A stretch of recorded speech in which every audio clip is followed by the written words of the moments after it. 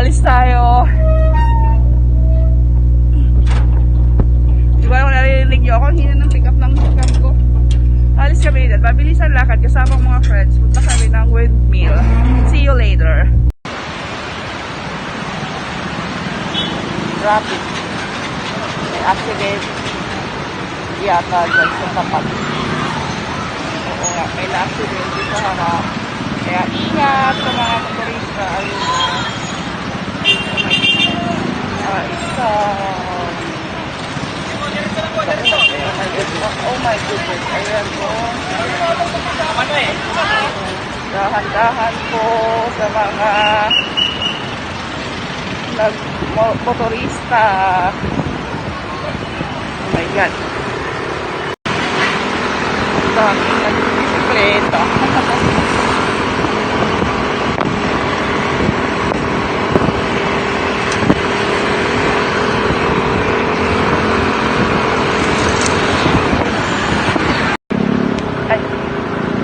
Nandito na kami sa windmill na ay, nagtago yung windmill yan asa na siya ayan, bakit na kami doon ayan ito yung daan niya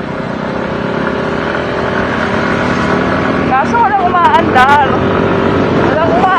na windmill oh my God, wait na ayan yung windmill hindi maandar. Hindi kami nakapasok kasi may hindi kami pumasok. Nag-iisip akong papasok o hindi kasi may bayad na pala siya. 150 per motorcycle. Tapos may view deck daw doon. Yun, dito muna kami, pahipuhinga.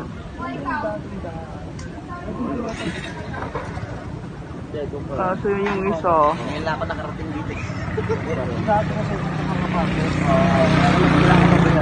2 years ago na daw na may bayad siya. 2 years ago. Parang walang umaandar. Lahat sila. Baka may oras po yan na... Sabi mo nga kay Dad, baka wala pa kasing hangin. Dami motorista. Ang dami nilang hinaharang. Kasi nga may bayad na siya. Oh, pila. Babago na lang daw kami ng change plan.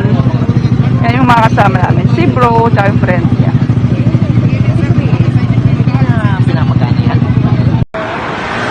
Saan tayo dito? Bilihan ng pasalubong. Yan. Date with Daddy. Nagde-date kami dito sa 7-Eleven. May iba naman. Ayan. Wala pa tayong BBM at isang undecided po. Wala pa siyang napupusuan. Dito kami. Yan. Lagi na lang kami sa akin. Saan? Camview. Ito ulit kami. May iba naman. Dito naman kami. Sa kape-kape. Dito kami sa Anli Choco. Ng 7-Eleven. Dito Anli. Bili ka lang ng bili. Yun. Anli bili. Kami mag-merienda muna. Anong oras na ba? Hindi na rin lang. Merienda sa gabi ito hindi merienda sa araw. Ayun, madilim na. Kaya Along the highway. Ay, bukas na yung Shell! Kanina kasi sarado yan. Black Friday kasi ngayon. Ngayon ay bukas na siya. Yan pala yung binili namin. Siopaw.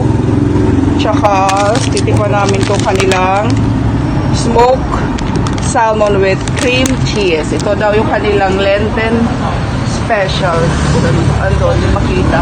Talagang siya, 59 pesos. Mainit naman siya rin na pinamicrowave. Ano lasa? parang angels. Pagkagat. Unang kagat, tinapay lahat.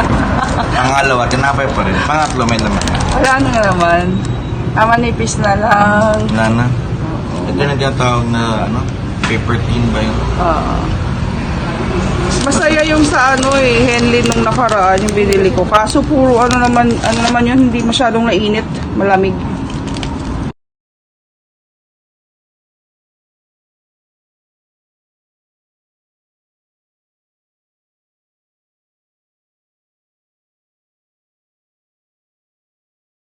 Walang sinamang tissue. Natumba yung aming cup. Andito sa loob ng plastic.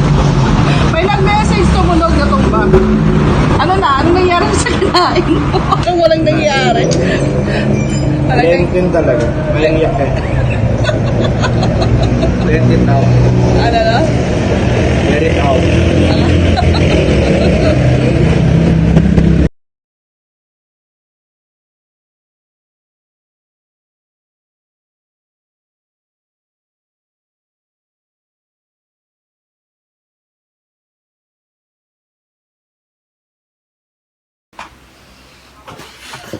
Hi!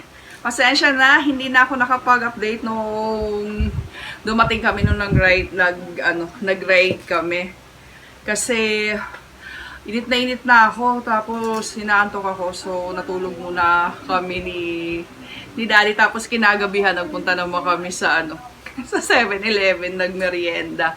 So ayun na nga, pumunta tayo sa saan nga ba yun? Sa Windmill, doon yung punta namin. Kaso pagdating namin doon, may bayad na siya, 150 pesos per motorcycle. So ayaw naman pumasok nung mga kasama namin, so hindi na rin kami pumasok.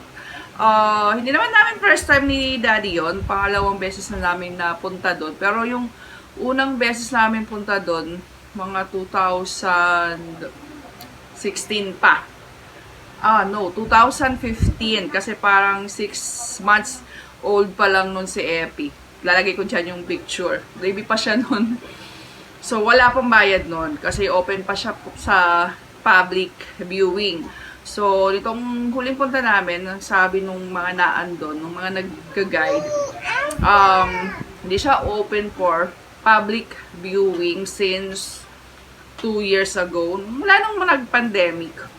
Pero kabubukas lang niya ulit nito. Yun nga, may bayad na siya na 150 per motorcycle. Hindi ko lang alam kung magkano yung sa sasakyan. Pag may dala kayong sasakyan, hindi na rin kasi ko nagtanong. So, yun, fail yung punta namin doon sa Windmill. So, napagkasunduan na bumaba na lang ng FAMI. So, nakarating kami ng FAMI Quezon. Pero saglit lang, nag-brunch lang doon. Tapos, umuwi na din. Kasi gusto sana ni Dad pumunta ng Lukban, pero medyo malayo na. Tsaka yung kasama namin is may pasok pa yung wife niya ng 2 p.m. So, umuwi na lang kami. Pero dumaan lang sa mga bilihan ng pasalubong, tapos dun sa bilihan ng mga walis, buko, yun, nag-uwi ako ng buko, tapos walis na malinggit. Nasaan na ba yun? Kay Nessa, pasalubong ko kay Nessa. 70 pesos. Kasi maliit lang siya, pang dust. Ayun. So, umalis kami dito ng 7 a.m. Dapat 6 a.m. Kaso, hindi kami nagising ni Dad ng maaga. Na-late kami. So, 7 a.m. kami nakaalis. Pero, nandito na kami sa bahay ng 12 p.m. Diba? Ang bilis lang. Ang layo na nang narating namin. At yung takbo namin alalay lang, takbong 40. Kasi, inaalalayan namin si Bro Joji. Kasi, maya't maya nagpapahinga. Sumasakit yata yung balakang niya. Wala na kasing practice sa mga long drive. Parang huling long drive namin noon is sobrang matagal na. Yun, lagi naman kaming nagagawi doon sa FAMI, sa Real, Quezon dati. Nagbi-beach. Pero yun, motor lang ang gamit. Medyo nakakatakot lang. Hindi na rin ako sanay umangkas-angkas kasi ang kalye papuntang FAMI, siya, blind curve, tapos maliit. Kaya kailangan ingat ka talaga, presence of mind pag nag-drive kasi hindi mo minsan maiwasan biglang sa kabilang side may nag-o-overtake. magugulantang ka na lang, may kasalubong ka na. Yun, kaya ingat-ingat lang. Tapos may nadaanan din kaming na aksidente. So, ayun lang guys, sa mga gustong mag-visit sa windmill, yun. Meron na po siyang bayad ngayon.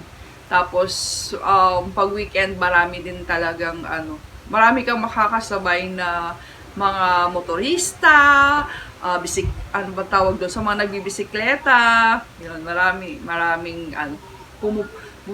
umaakyat dito at pumupunta doon sa, paano ba ang tawag doon? Umaakyat Antipolo, dito dumadaan sa Antipolo papunta doon. Umaakyat at bumababa ng Quezon. Yun.